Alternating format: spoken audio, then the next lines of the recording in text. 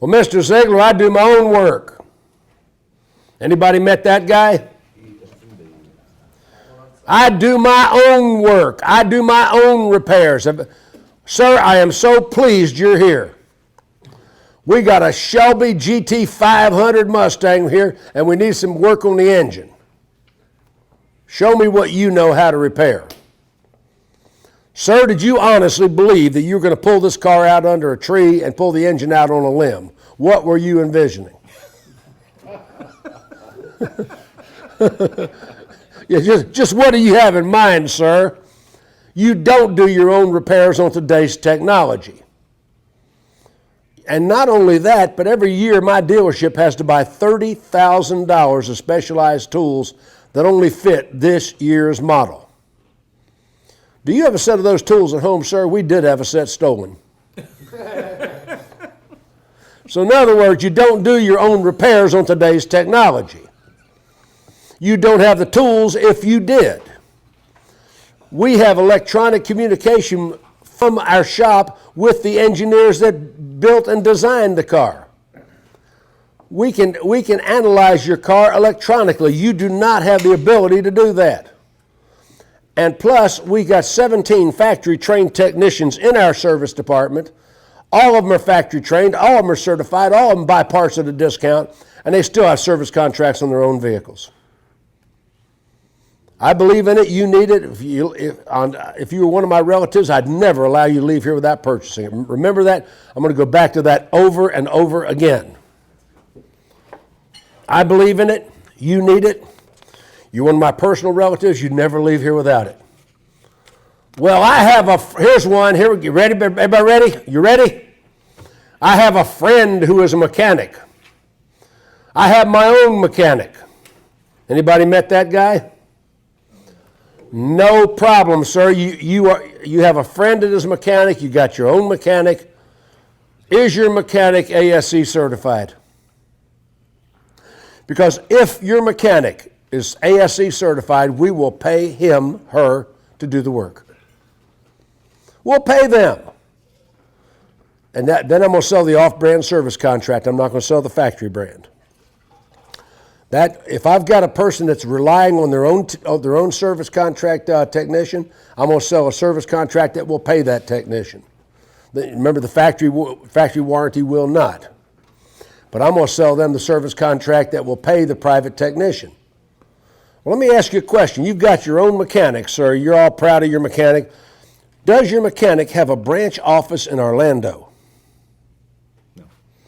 Okay, now didn't you just tell me you're going to take a driving vacation with your kids down to Disney World? So if you break down there, your technician's out of the picture, right? Yes. We'll pay anywhere, United States or Canada. Not Mexico, but United States or Canada, you're covered. So think about that.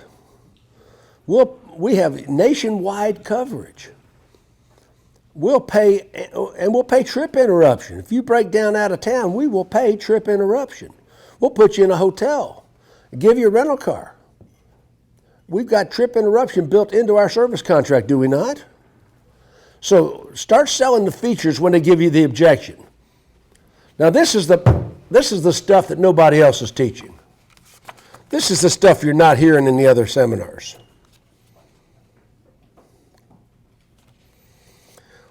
Well, Mr. Ziegler, I'm not paying $28 to $100 for a service contract. No problem, sir. We have a special program from General Motors on our new Buick Enclave that we will pay you $2,800 and buy back your factory warranty. You'll leave here today with no warranty whatsoever, but we will pay you $2,800 for it. I'm not doing that. Well, sir, 70 to 80% of all repairs in the first 3 years are under $100. 150 maybe.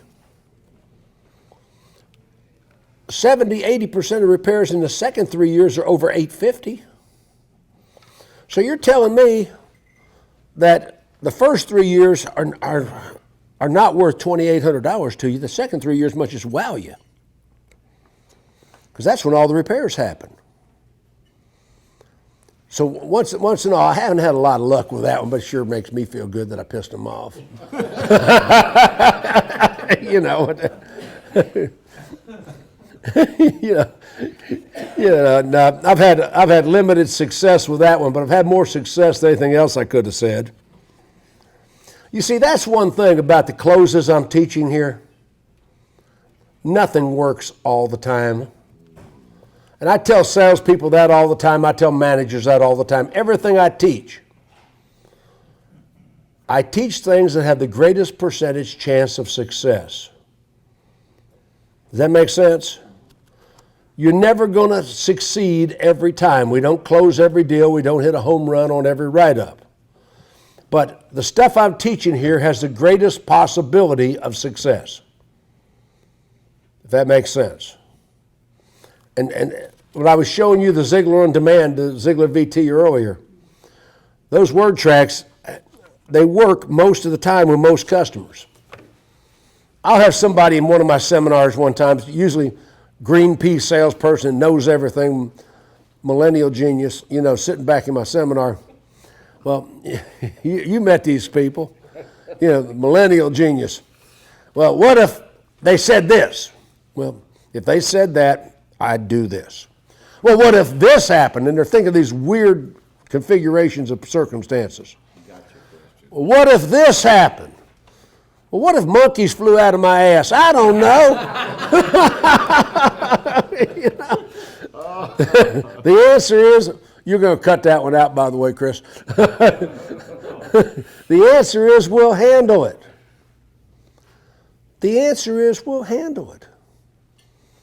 When my beloved Pittsburgh Steelers,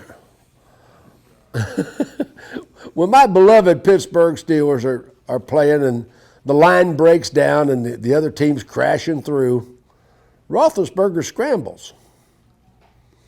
And that's what I tell sales managers.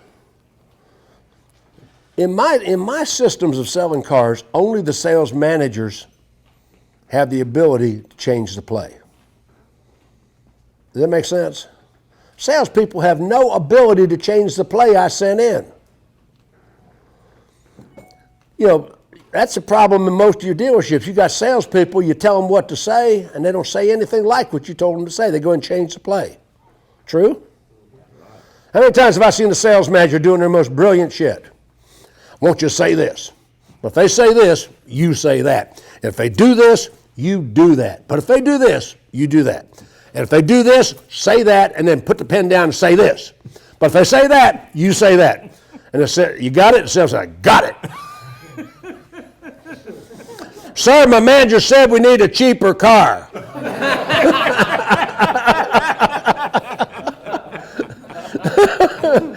Is that what really happens? They don't intend to say any of that brilliant shit you think you're. You're just impressing the hell out of yourself. Go say this, say that. Now, I had a Russian guy one time named Vladimir Nikishin. Would you do me a favor and shut that door for us back there? Okay.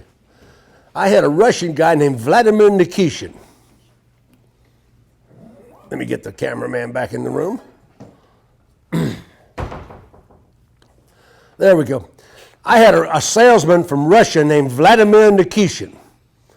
Now, this guy had just got off the boat or the plane or however he got here. And remember, this was still back during the Soviet Union days. Vladimir Nikishin, and he has some English. He'd walk up to a customer, "Hello, my name is Val. How you go?" How you go? That's the way he talked. So Vladimir Nikishin comes in my F&I office, Banner Ford. "Mr. Ziegler, why you not deliver my customer?" "Val, your customer's a bogue. He doesn't pay his bills. Now you tell that bit, I need $5,000 and maybe I could handle it." He goes in there, "Why you not tell me you're a fucking bogue?" "You don't pay your fucking bills." Now this dealership was in the hood. These are gangbangers with neck tattoos and shit. Why you not tell me you're a bogue? Val, you don't say the exact words I use. Whatever you told him, that's what he would say. You know? Why you not telling me?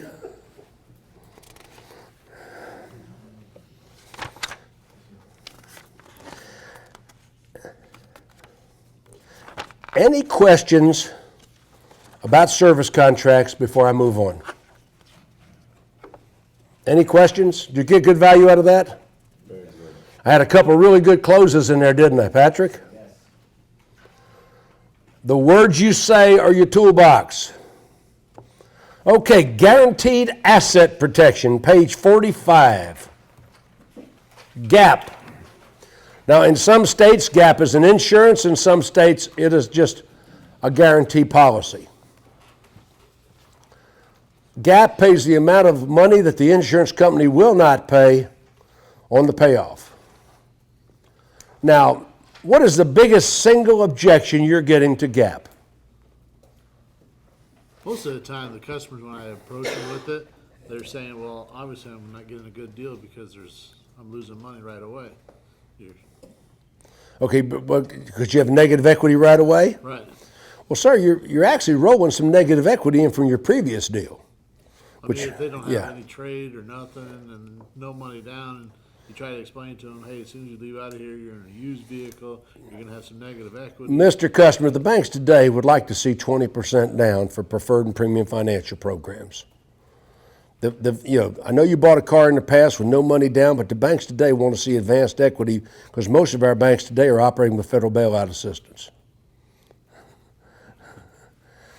Everybody heard my word track on that?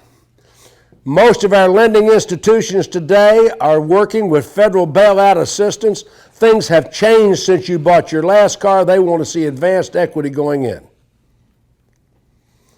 Most banks today would like to see as much as 20% cash down for preferred and premium financial programs. That's what they advertise on television. And that's the truth. If you ever look at a TV ad from Ally or one of these people on TV, it's always got 20% down in the fine print, 10% on a lease. Why don't dealers, people say to me, Ziegler, how do you get such high grosses in these dealerships?